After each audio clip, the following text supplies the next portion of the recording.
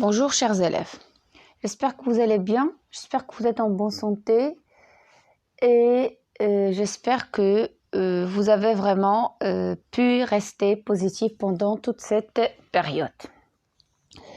Voilà, vous le savez, l'année scolaire s'achève. Bien sûr, ce n'est pas l'année qu'on espérait, ce n'est pas vraiment l'année auquel on s'attendait, mais voilà, elle est là, les circonstances sont là. Inch'Allah, l'année prochaine, on va changer pas mal de choses et on va essayer surtout de récupérer tout ce qu'on a perdu pendant cette période. D'accord? Il nous reste cette semaine ensemble, bien sûr, parce que ça y est, donc on a presque vu toutes les leçons qui étaient programmées pour la 4e période. Je sais que ce n'est pas ce qu'on espérait, je sais très bien qu'il y a pas mal d'élèves qui n'ont pas pu suivre ces leçons. Malheureusement, il y a des élèves qui ont suivi mais qui n'ont pas bien compris. Donc, il y a plusieurs circonstances qui nous poussent à revoir et à faire vraiment ou bien prendre en considération que tout ça doit se revoir. Donc, personnellement, je vous promets qu'on va revoir tout ce que vous n'avez pas vu en classe. Pourquoi? Parce que c'est important en premier lieu, c'est important pour vous, c'est important pour nous. Et je vous promets aussi que on va faire non seulement notre mieux, mais on va faire tous les efforts possibles. On va programmer tout ce qu'il faut programmer afin que cette période ne touchera pas à votre niveau. Je sais que vous êtes les élèves de la 2e année collège, l'année prochaine c'est la 3e année collège, donc vous serez vraiment dans une année en quelque sorte décisive. Donc, je vous promets de ma part, et bien sûr, j'assume cette responsabilité et je suis sûre que les autres profs, ils vont faire la même chose. Donc, on vous promet que on va revoir tout ça, on va travailler, s'ils le font, on travaillera le vendredi après-midi, le samedi matin. Je sais pas, on est en train d'étudier toutes les possibilités afin que les élèves de la 3e année de l'année prochaine, Inch'Allah, n'auront aucune difficulté. Et lorsqu'on dit aucune difficulté, c'est aucune difficulté. Et on est en train d'étudier un projet afin que vous serez capable de passer votre examen peut-être en janvier. D'accord ? C'est-à-dire qu'on va vous amener à être prêt sans aucune difficulté vers janvier. Donc, on va travailler tout le premier semestre, on va travailler avec toutes nos forces, avec tous les moyens possibles, avec toutes les méthodes, toutes les manières afin de vous amener et de vous rendre capable de passer votre examen et surtout ce qui nous intéresse d'améliorer votre niveau et d'avoir, pourquoi pas l'année prochaine, Inch'Allah, en fin d'année, d'avoir comme d'habitude, comme dans la 6e année, donc d'avoir les premières moyennes. D'accord, on va travailler sur ça, je vous promets. Donc, ne vous inquiétez pas, ne soyez pas soucieux pour l'année prochaine. Ce souci nous dérange et c'est notre souci bien avant qu'il soit le vôtre. D'accord? Donc, on est en train de travailler. On a déjà commencé les activités à préparer. On a déjà commencé à voir comment faire pour que les élèves de la 3e année n'auront aucune difficulté dans le premier semestre. Donc, on ne va pas vraiment jouer sur toute l'année. On va jouer sur le premier semestre. Vous rendre capable d'être prêt au premier semestre pour passer le 2e semestre à l'aise avec des enrichissements, avec des approfondissements qui vont vous améliorer de plus et davantage votre niveau. Voilà, donc j'ai tenu à vous dire cette information. Pourquoi? Pour vous rassurer, d'accord? Pour ne pas trop réfléchir. Ne réfléchissez pas trop. Vous êtes avec nous, vous êtes en bonne main, vous le savez très bien. Et vous savez, quand je vous dis que vous êtes en bonne main, on a déjà passé pas mal de situations ensemble. Donc, moi, personnellement, je vous promets, et je vous promets même de la part des autres disciplines, que vous serez notre priorité, d'accord? Donc, rassurez-vous, il nous reste seulement cette semaine pour compléter, pour voir quelques révisions, quelques vidéos. Et reposez-vous, passez de bonnes vacances, préparez-vous pour un travail renforcé au début de l'année. C'est ce que je vous demande de faire. Donc, je vous demande tout simplement d'être prêt pour le départ, pour le démarrage et pour le début de l'année, d'accord? Parce que à partir du premier jour, on commence, Inch'Allah. Alors aujourd'hui, je vais seulement vous rappeler les typologies ou bien les types de textes. Donc les typologies des textes, voilà. Donc, qu'est-ce qu'on va... vous devez garder les types essentiels du texte. C'est important de garder cette information, de ne pas la perdre, d'accord? On sait qu'on a le texte descriptif. Et le texte descriptif, c'est un texte qui nous permet de décrire un élément, de présenter un élément tel qu'il est dans la réalité ou bien même dans l'imagination. Donc, ce type présente surtout des arrangements dans l'espace et asserte des énoncés d'état. Les éléments rapportés sont situés dans l'espace. Parmi ces caractéristiques, on a la prédominance de l'imparfait, des verbes d'état, progression thématique, à thème éclaté, abondance des adjectifs et circonstanciels, les compléments circonstanciels de lieu, même de temps des fois, d'accord? Alors, cela veut dire quoi? Cela veut dire que lorsqu'on fait un texte descriptif, donc on décrit dans un espace donné ce qu'on est en train de voir, d'accord? Si je décris un lieu se trouve dans un espace. Comment est cet espace? Où se trouve-t-il? Où se localise-t-il? Puis je passe à dire comment il est, d'accord? Et lorsque je dis comment il est, je donne des énoncés. Ces énoncés, ce sont des énoncés d'état qui montrent l'état de l'élément décrit, comment est cet élément décrit. Petit, grand, carré, rond, lent, beau, mauvais, ainsi de suite. D'accord. Bien sûr, dans le texte descriptif, on tient toujours à décrire. Et si je décris, bien sûr, j'emploie des verbes. La majorité des verbes employés dans les textes descriptifs, ce sont des verbes d'état. Si je suis dans un texte descriptif où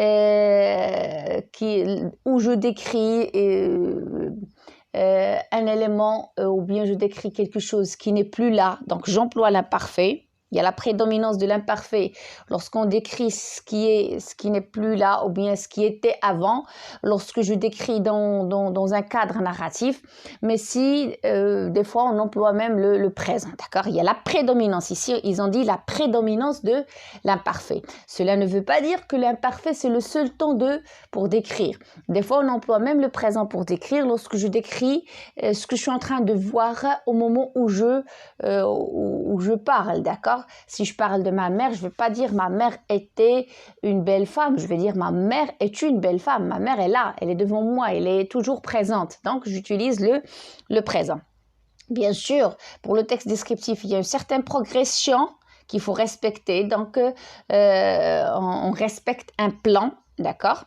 Et on a l'abondance des adjectifs, bien sûr, donc parce que je suis en train de décrire. Alors, quels sont les mots qui vont me servir? Quelle est la classe de mots qui va me servir le plus?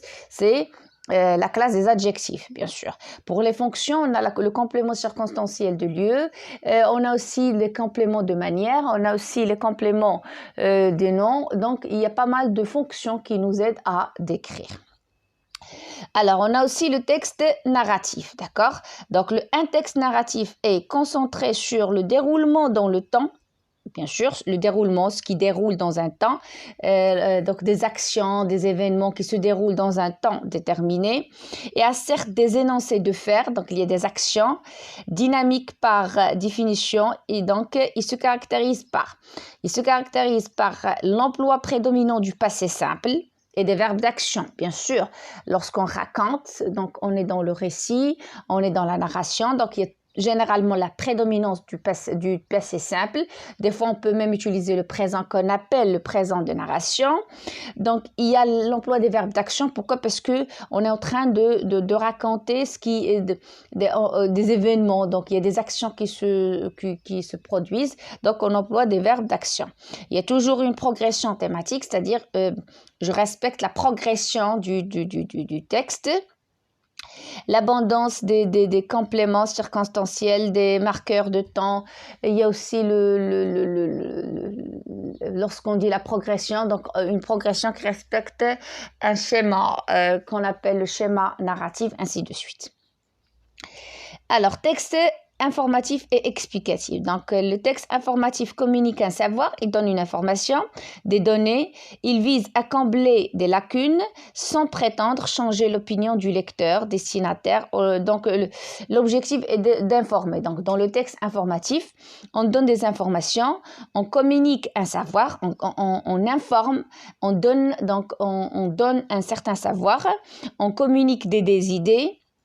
Donc, l'objectif ici, c'est pas d'influencer le lecteur et de savoir et d'influencer son opinion ou bien son point de vue.